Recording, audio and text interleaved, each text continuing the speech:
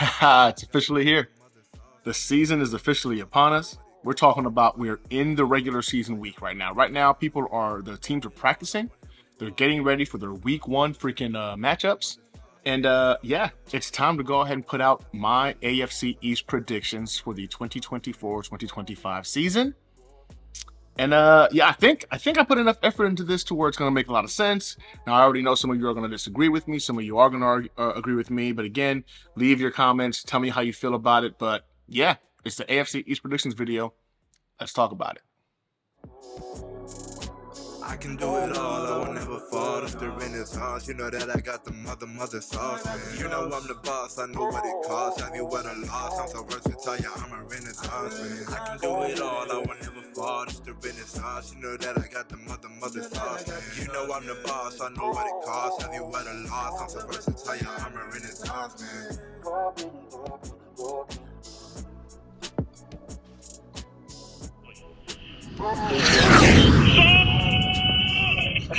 Congratulations, brother. And here we go. So it's finally here. Football is back. You got the team currently right now going through practice to get ready for their week one matchups. The AFC East, again, a division that I think is going to be pretty competitive. Very competitive last season, or should have been more competitive last season.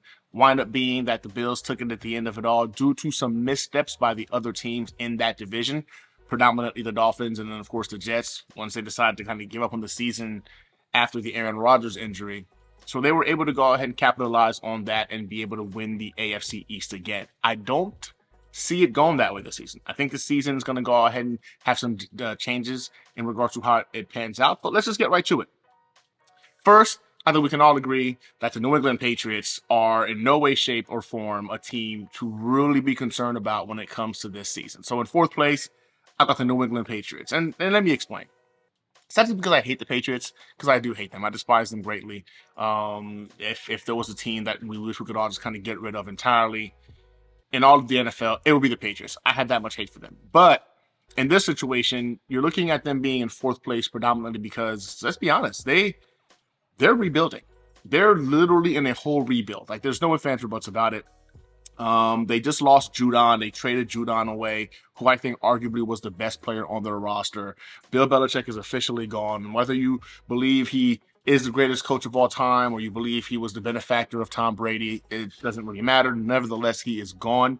And one thing we can all agree on is that if you think about his coaching tree, it's left very little to be desired. You're talking about a coach that has had 10 head coaches in his coaching tree. And I think only two of them are 500 or above. I think it was Al Groh and Bill O'Brien.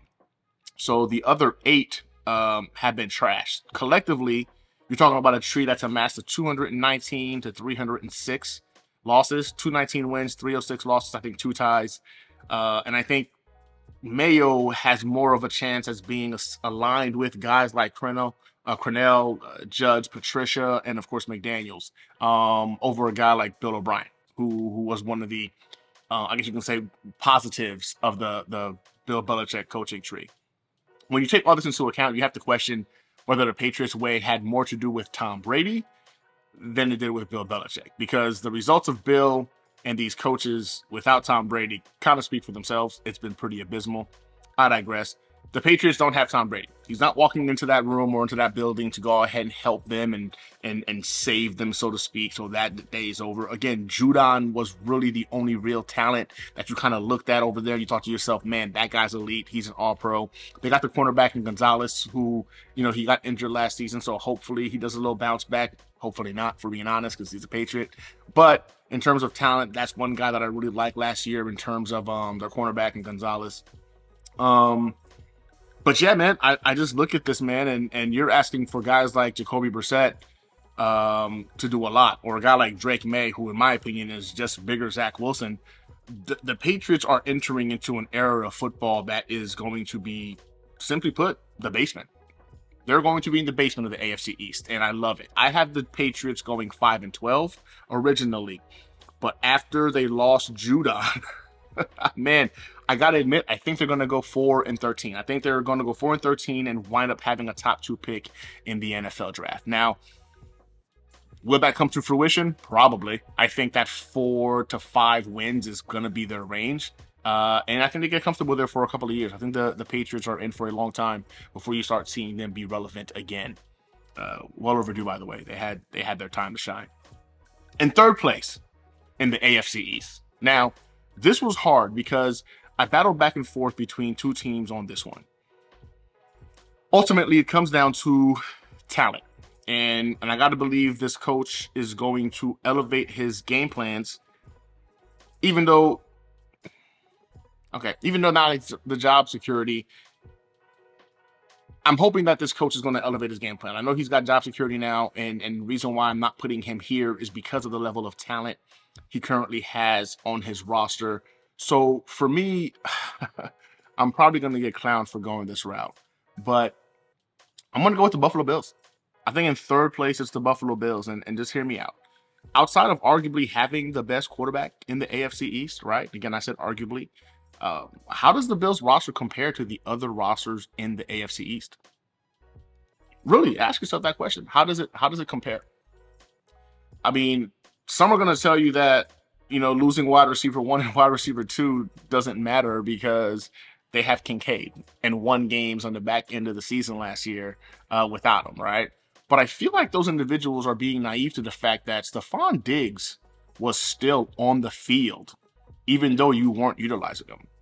Stephon Diggs still demands respect when he's out there. Like, it's not as if he's some bum that, like, teams don't have to worry about. Defensive coordinators and defensive players were focused on Stephon Diggs. Even if you didn't use him, he was out there pulling defensive attention from your Kincaids, from your running game to allow you guys to still win those games. So whether or not he was out there, he was impacting those wins. You guys want to say, oh, well, we didn't use him, so it doesn't really matter. Well, you did use him. You used his ability to draw attention from defensive coordinators and defensive players, so guys like Kincaid and guys like Cook could get more opportunities to go ahead and move the ball. That's just how the math works, right? And I look at this stat, right? There was a stat line that I looked up, and it shows Josh Allen, when Diggs is on the field, he averages 265 passing yards and 3 touchdowns a game. Whenever Diggs is not on the field, it drops to 185 yards, and I think it's 1.75 or 1.79 touchdowns per game. Either way, it's less, significantly less. Ultimately, the Bills couldn't get it done, in my opinion, when they had one of the best and deepest rosters in the NFL. They had talent for days. They were stacked with Pro Bowlers. They were stacked with All-Pros on defense and on offense. And that time is behind them. They've taken massive steps backwards in terms of the talent that they have around them. And then to make it worse, the loss of Milano during training camp adds more stress to this roster. You're talking about asking the defense to go ahead and play in the AFC East, where you've got guys like Aaron Rodgers, Garrett Wilson, Breece Hall. The Miami Dolphins have the fastest offense in all of sports, and Tyreek Hill, Jalen Waddle. They've added guys like Malik Washington. You've got a running back room that is very, very fast. You're asking this defense to do a lot within their own division, let alone having won the AFC East last year. They're facing off against other teams who've won their divisions, and that's going to be a more complicated or more difficult schedule for them. Asking Coleman to do what Diggs did or even what Davis did in year one with his skill set, I think is asking a lot of the rookie. I look at it, they have Josh Allen, and when you have Josh Allen, you're going to win games. I just look at it in the sense that in the AFC East, the Buffalo Bills, outside of having Josh Allen, the clear-cut or arguably the clear-cut number 1 quarterback in the division, the rest of the roster leaves very little to be desired, right? You're going to say McDermott is some kind of great head coach. Okay, well, he hasn't been able to accomplish great things when it mattered the most. For a defensive-minded coach, you see that his performance in the regular season versus his performance in the postseason differ drastically. It's almost as if he's not a defensive-minded head coach, because you don't see the same aspirations or the same skill set shine through when it comes to meaningful meaningful football games. So I think when it comes to McDermott, there's questions to be desired. So some will say he's the best head coach in the AFC East. Okay, cool. I'll give you that. I'll give you that you've got the best head coach and they've got the best freaking quarterback. But this is a team sport, and the Buffalo Bills have lost significant amount of talents on both sides of the ball over the last season or so. So I got them finishing third in the AFC East. And I'm not going to lie to you, I had them finishing 10-7, but I do believe with the loss of Milano, you've got to take a game for that. Like Milano, to me, if he came back healthy, he could have been an impactful player for them on the defensive side, sort of like the quarterback of the defense. And then I think you have some continuity there, and that helps with him going down again in training camp. They're saying he could miss several games to include up to half the season. He might not even come back this season, or he might come back this season. We don't really know. I got them at 9-8. Finishing third in the division and missing the playoffs for the first time in half a decade. Again, when you look at what you're asking Josh Allen to do, you're trying to ask Josh Allen to do more with less when he couldn't achieve the motherland, he couldn't achieve the Super Bowl, or he couldn't achieve being elite, you know what I'm saying, when he had more help. I don't know if we can expect him now all of a sudden with less talent around him to elevate his game. I think you're going to go ahead and see a step back from Josh Allen, and I think that's going to mean a step back for the Buffalo Bills. But I'm not talking about him falling off of a cliff to where they can't win games. So I think they're still going to win games. I got them finishing 9-8 in the division for third place. Now, in second place, listen, I really felt it could be a lot closer between 1 and 2. And maybe it can, but there's a quote I believe holds true and when it comes to what defines great men. Michael Hopf once said, "Hard times create strong men. Strong men create good times. Good times create weak men, and weak men create hard times." Now, what does that mean in the sense of the Miami Dolphins? I'll tell you, man, the Miami Dolphins have been starving for postseason success since the dawn of the 21st century. A team that has clawed and fought to get back to a place of relevance so that their fan base and organization can hold their heads up high and proudly. Alas, no playoff wins since the year 2000 has created a hard and hungry fan base and organization. I would even go to say that so hungry and so starved for success that they tampered with Tom Brady, accepting the consequences if they were to come to light and they were to get caught, right? They wound up losing draft picks for that. That's how hungry they was as a team. That's how much they were clawing for success to achieve the ultimate goal of success, which I believe for every team in the NFL, it's the Super Bowl, right? So then let's fast forward, right? Back-to-back seasons of timestamps to the postseason. Having the number one offense in football was enough to award their starting quarterback and their head coach new contract extensions, despite adding 2 more years to that 23-year drought of playoff winless record. So 23 years now total. They've added 2 years to it. I know McDaniel likes to say like, "Oh, the playoff win drought was here before these guys. Like they weren't a part of that." Yeah, you are a part of that. You've added 2 more years to the winless playoff record for the Miami Dolphins. He keeps saying that, and I don't understand bro, you've been in the playoffs twice and you've lost twice. Therefore, your team, your current roster, you as a head coach, has added to the playoff winless drought record for the freaking Miami Dolphins.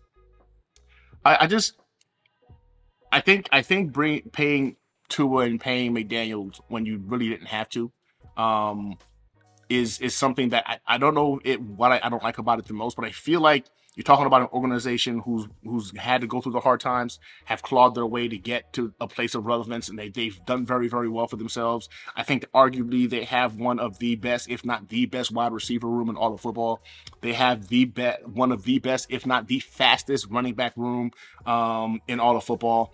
Tua may not be seen as elite by many, but the reality is he's a really good quarterback for this system, and McDaniel loves him, right? So for this team and his system, it works. The offensive line has a lot of question marks. You got to worry about that. I think when you look at what Jonnu Smith can be, can he reach his ceiling? We don't know. We kind of see him kind of fall off a little bit when he went to the Patriots, and maybe he finds a way to revitalize his career. I think on their defense, you look at it, right? They're on their 3rd defensive coordinator in as many years, which is concerning, but they have star talent, like a guy like Jalen Phillips, who's coming back from the injury, and he looks great thus far, right? I think he should be available for them in week 1. You got a guy in Jalen Ramsey, who I think is still a top 5 cornerback in football.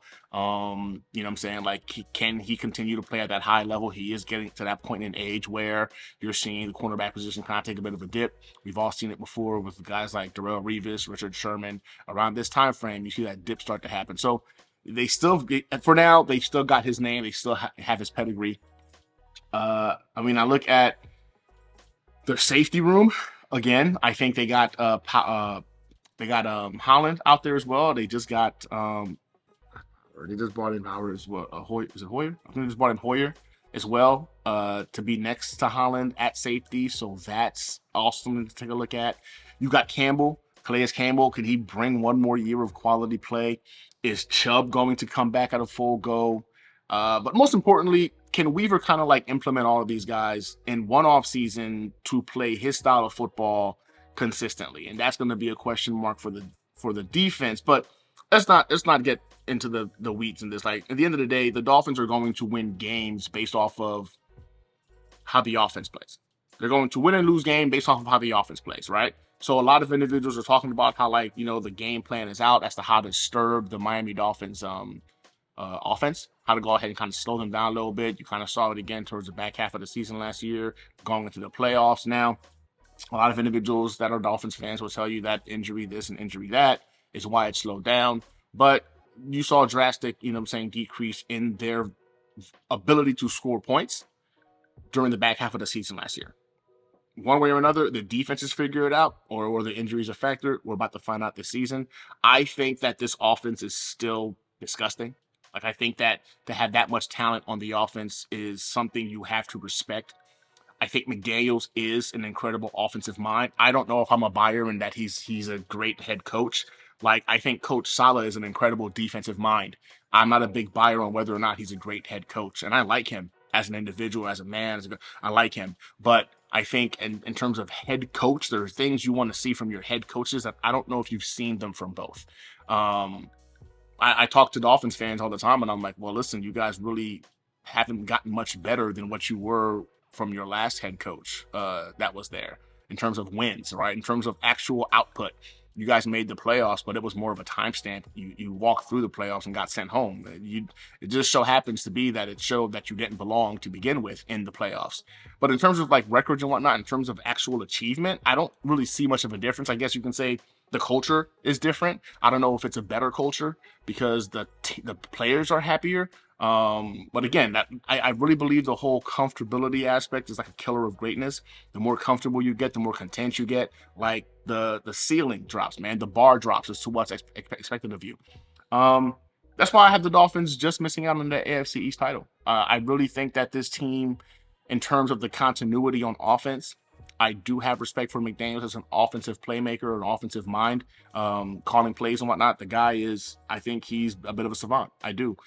Can he adjust, right, to go ahead and take advantage of other pieces? I know a lot of Dolphins fans would agree. Taking advantage of the running game last season might have helped get a couple more wins, potentially secure that AFC East title for you guys. But he goes away from the running game a little too much. Almost looks like he's forcing Tua and the passing game to be the it factor for the team when you've got other components that also play very well. Again, can he take that next step? We'll see. But again, he just got paid an extension when you didn't have to pay him. So he's comfortable now. I feel like, you know, if you're the owner, you're kind of setting this precedence, or the GM, setting this precedence of like, hey, man, here's your extension here's your extension, freaking McDaniels. Yeah, we've added 2 more years to the playoff drought loss, but man, it was exciting. We had the number 1 offense in football, and we went to the playoffs. We appreciate you guys. Here's your money. I think you're setting the bar low, right, in terms of what to expect. What would have been the issue with having Tua play on his final year, or what would have been the issue of not extending freaking McDaniel because he's got 2 years left on his contract, just to kind of show like, hey, man, we need to see some results, kind of like have a fire or a hunger still in those guys. But they got paid. You know what I'm saying? Tua was excited. He got paid. I haven't seen anything about McDaniels talking about it yet, but he got an extension. For me, I think when it comes to creating contentness or creating comfortability, that is a concern when it comes to great men. When you get too comfortable, you get too lazy. Maybe it's the Marine Corps in me. I don't know. I just feel like, hard times, I really believe like it really challenges men. And when they get more comfortable, dudes get lazy. But I digress. I got them finishing 11-6. 11-6. I had them at 12 wins. But I recently changed that to 11-6. I think that's going to be their number. They're still going to make the playoffs, right? I think that's going to be a wild card spot for them in the playoffs. I think if they can get into the playoffs, anything can happen if this offense figures it out and this defense can be half as good as they're expecting. Although I think their defense did pretty well last year on the back half of the season and of course in the playoffs, but I digress. But yeah, 11-6 for the Dolphins, coming in second in the AFC East, earning themselves a wild card slot. Which brings me to first place and your AFC East champions, the New York freaking Jets. Okay, listen, I know I'm a Jets fan, so this is why I'm saying this, right? Like, oh, he's a homer. This is why he's talking as the New York Jets being the freaking winners of the AFC East. But in all actuality, I felt last season the Dolphins, Bills, and Jets were all kind of like in it to win the division, predominantly because, of course, we added Aaron Rodgers, and I believed in what our defense can do. So I really was in that mix of any three of those teams last season could have won it. Of course, I pushed towards the Jets because I'm a Jets fan, but Bills, Dolphins winning it wouldn't have surprised me because I felt that in terms of talent, you know what I'm saying, the direction those teams were headed, that was a fair assessment. I haven't felt this good about my team, about the New York Jets since 2010. The Rex Ryan years is the last time I felt this good.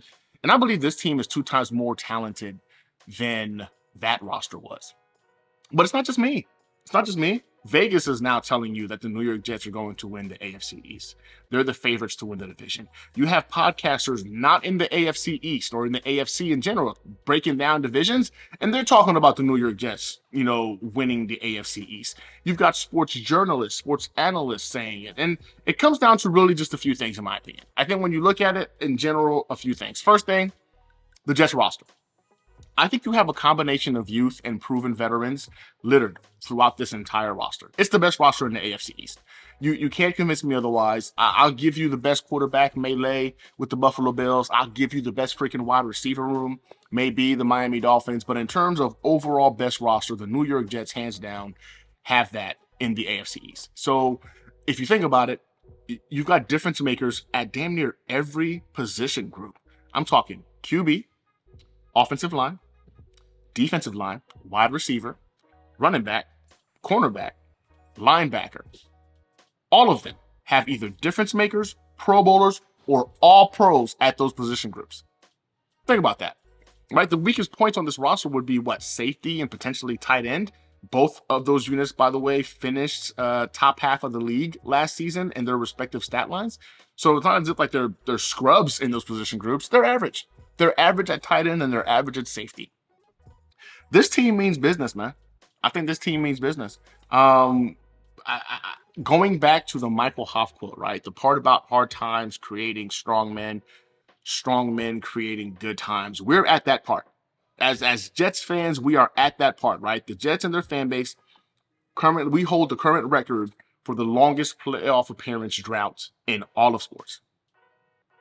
The men on this roster in the building at One Jets Drive, they came here for one thing, right? To go ahead and kill that, to watch that. Like, specifically to end that. And they're fully aware they are a part of the problem because they were on the roster last year. You're not going to hear anybody at One Jets Drive talking about like, oh, the playoff drought isn't on us because like we weren't here. No, right? They know they've been a part of it because they've been here for the last couple of years and we still haven't made the playoffs. Unlike some other individuals who for some reason want to bypass the fact that in back-to-back years of making the playoffs, you've still added to the losses, i.e. adding to your drought. I digress. But you look at this and you're seeing how Joe Douglas is even taking on this whole Reddick situation. You're either here to help this team or we aren't focused on you. I love it. I love it. They mean business. They're focused on what this team can accomplish and do this season. And I think right now the focus is not just playoffs. It's higher. It's really achieving greatness. Second thing, look at our defense versus the schedule. It starts off strong. I mean, I'm starting to feel a lot better about that Jets versus 49ers game, which I'll have that video coming out here in a couple of days, my prediction for that video. But it starts off strong, but as the season goes on, it becomes more favorable for the Jets. Now, I get it. You can never guarantee what one team is going to be from year to year, because if that was the case, then people would probably still think of us as same old Jets finishing third. Like half of the lazy people are going to say it's the Jets, right? Why can't they win the division? It's the Jets. Okay, cool. So, but you can't really guarantee it. But when you look at it, this defense is an elite unit. Like the matchups, the favorable matchups this team's defense is going to have are plentiful throughout this freaking season, right? Taking into consideration what this defense has had to do over the last couple of years, and you can't admit anything but they're an elite unit, right? They finished top 3 in total defense in back-to-back seasons, and they did so with one of the worst offensive supporting systems ever in terms of quarterback, offensive line, etc. When you look at what this defense has accomplished, you can only look at it and kind of marvel at it, like in all actuality. In fact, the New York Jets defense, I mean, you can only really describe them as the Avengers of the NFL, right? Because no matter what the odds that got stacked against them, thanks in part to, again, horrendous offensive line, offensive production, inept QB play, I digress, they still find a way to be on top. That defense is going to feast this season, and they're going to have help on the offensive side of the football, which is only going to make them, in my opinion, better with the current people we have in the building. The biggest bump the New York Jets defense got this offseason wasn't from any addition of any player, wasn't from any, dismissing. The biggest bump in productivity that they got was getting Aaron Rodgers back, getting competent offensive play on the other side of the football so they can go ahead and perform at their best. The offense makes this defense better. I'm going to leave it at that. Third thing is simple. Aaron Rodgers. We're talking about offense, right? Aaron Rodgers is the quarterback of this team. Yeah, he's one of the greatest throwers of the football the NFL has ever seen. There's no ifs, ands, or buts about that. And your debate, your argument right now, if you're watching this, is going to be, oh my God, he's 40 years old. But let's be honest here, man. Nutrition and medical science have allowed men to extend their physical shelf lifespan dramatically. I mean, all over the NFL, you're seeing players play past what their positional shelf life was considered to be. That is a tribute to, diet, nutrition, medical science, all of the above, right? And these guys are still playing good football. The last season Rodgers played fully in the NFL, he finished statistically as a top 10 quarterback in the league, arguably with the worst supporting cast he's played with as a Packer. We're talking about an individual who had to deal with the most drops of any quarterback, right? And another stat line, which was very, very interesting, they were the most accurate passes thrown as well that are being dropped. He wasn't putting them in batches. The most accurate passes thrown were being dropped. He was also throwing a football with a broken thumb on his throwing hand. You want us to believe that the man has fallen off of a cliff so dramatically from his previous MVP seasons with zero context. It's just, oh, wait, he's older, so this is the decline, right? The drops didn't count for anything. The broken thumb on the throwing hand didn't count for anything. The supporting cast, again, it is what it is. Individuals are going to find reasons to want to belittle. One, Aaron Rodgers is a very polarizing individual. He's got his haters. He's got his supporters. It is what it is. Another thing is the majority of individuals that are rooting against the Jets either hate Aaron Rodgers or just hate the New York Jets because they're in the division. Like, that's just how it is, right? So you're going to have individuals looking and nitpicking at opportunities to diminish or devalue who Aaron Rodgers is as a quarterback, which I find to be comical because if you watch football, I mean, yeah, I guess the other argument would be that, the Achilles injury. Although that's concerning, Rodgers wasn't winning his last 2 MVPs utilizing his legs, right? The use of his legs, those mobile years had already started to fade for him. He's become more of a cerebral quarterback that's got immense arm talent, and he's dicing and slicing up defenses in this fashion. So defenses have to respect him. I don't care who you are. Defenses have to respect Aaron Rodgers because what he can do with the football is still top tier. If you want to say he's no longer elite, that's fine. I don't think the New York Jets need elite Aaron Rodgers to still be a playoff team. I don't think Aaron Rodgers needs to be elite for the Jets to still win the AFC East. I think if he is a top 10 to 12 quarterback in this NFL, it's going to be a problem for NFL teams. I really, really believe that. Why do I say that? Because this team still won 7 games last year with the 32nd ranked quarterback play across the NFL. 7 games. They've beaten more playoff games, the second most playoff teams. They beat the second most playoff teams in the AFC East outside of the Bills last season. And 5 of those games also came with 1 possession or less. I'm sorry, I guess 1 possession to win it, so not less. It's 1 possession to win or lose the game. So it wasn't as if they were being beat up outside. 5 other games could have been won with a positive offensive possession. I'll leave it at that. If he's on the field, if Aaron Rodgers is on the field, you have to respect him. I don't care who you are. I don't care what your beliefs are and what the man's and who the man is as a person, but as a player, you have to respect Aaron Rodgers. There's no ifs, ands, or buts about it. And finally, just to get it right out there, it's our time. We're due. We are overdue for this to be our season. The New York Jets have the longest playoff drought in the AFC East.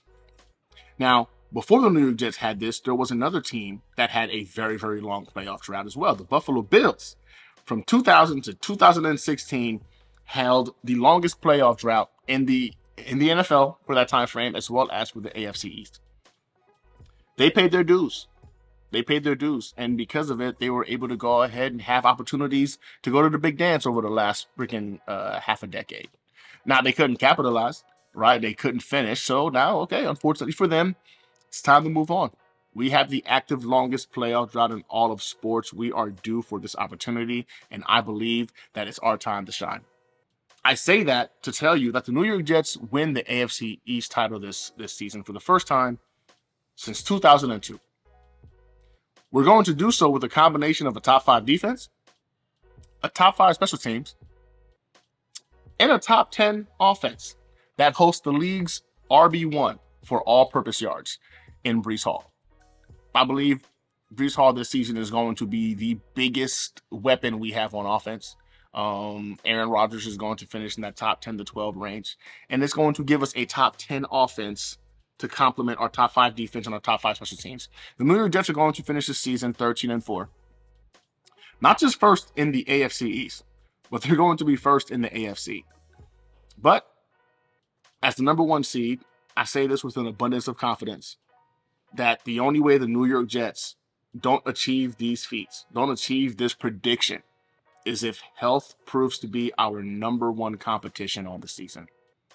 That's how confident I am in regards to what this team can achieve, how the schedule is lined up, and what the weapons on offense and defense can do to go ahead and make this possible. So there you have it. The AFC East breaks down as New York Jets, first of the East, 13-4 record. You've got the Miami Dolphins coming in second in the AFC East with an 11-6 record. Yeah, 11-6 record. Locking themselves in for a wild card berth. You've got the Buffalo Bills coming in third at 9-8. And last but definitely not least, you've got your New England Patriots at 4-13, but getting themselves a top 2 NFL draft pick because of it. And there you have it. The AFC East. The AFC East predictions for the 2024-2025 season. Man, football is back. It kicks off with the New York Jets next week. Go Jets. Congratulations, brother.